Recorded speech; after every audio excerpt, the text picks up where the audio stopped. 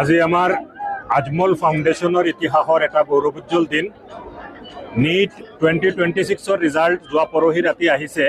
যোৱাকালিলৈকে আমাৰ ষ্টুডেণ্টখিনিৰ ৰিজাল্ট আমি কালেকশ্যন কৰি আছিলোঁ আৰু আমাৰ গোটেই টিমে যিটো ৰিজাল্টৰ মানে আপডেট লৈছে, সেই আপডেট হিচাপত আমি দেখা পাইছোঁ যোৱাবাৰৰ যিটো কাট অফৰ অল ইণ্ডিয়া ৰেংক আছে, সেই হিচাপতে ধৰিলে আমাৰ 750ৰো অধিক ষ্টুডেণ্টে এইবাৰ গভৰ্ণমেণ্ট মেডিকেল কলেজেছত এইমছৰ পৰা আৰম্ভ কৰি ভাৰতৰ বিভিন্ন মেডিকেল কলেজ সামৰি অসমৰ বিভিন্ন মেডিকেল কলেজত স্থান পোৱাৰ সম্ভাৱনা আছে।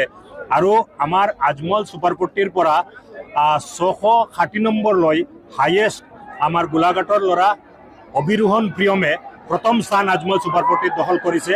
আমি অভিৰোহণ প্ৰিয়মক ধন্যবাদ আৰু অভিনন্দন যাচিছোঁ। তাৰ মা দেউতাই তেওঁলোকে বাৰে বাৰে আমাৰ ইয়াতে আহি আছিলে, আমাৰ ওপৰত ভৰসা ৰাখিছিলে আৰু আজি তেওঁলোকৰ সহযোগত আজি আমি অভিৰোহণৰ নিচিনা ল'ৰা এটা আজমল ছুপাৰপট্টিৰ পৰা সি অতি সফলতা লাভ কৰিবলৈ সক্ষম হৈছে আৰু প্ৰায় 750 ল'ৰা ছোৱালী এইবাৰ মেডিকেল কলেজত স্থান পাব।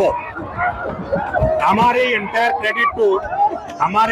ক্ৰেডিটটো যায় আমাৰ আজমল ছুপাৰপট্টিৰ শিক্ষক শিক্ষয়িত্ৰীসকললৈ।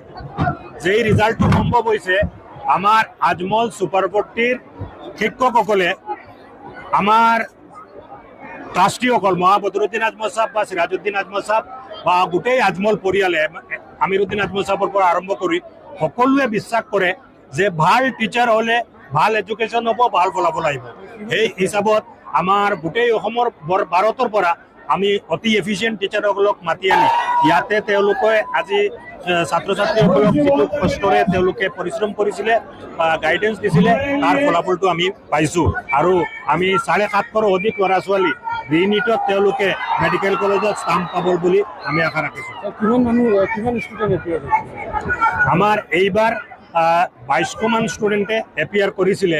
তাৰ মাজত নিয়াৰ এবাউট 1000 ষ্টুডেণ্ট আছিলে যিসকলে অলপ চিৰিয়াছ হৈ পেলাই ফুল প্লেজেড এটেম্প দিছিলে আৰু তাৰে প্ৰায় 750 ষ্টুডেণ্টে পাব বুলি আমি আশা কৰিছোঁ।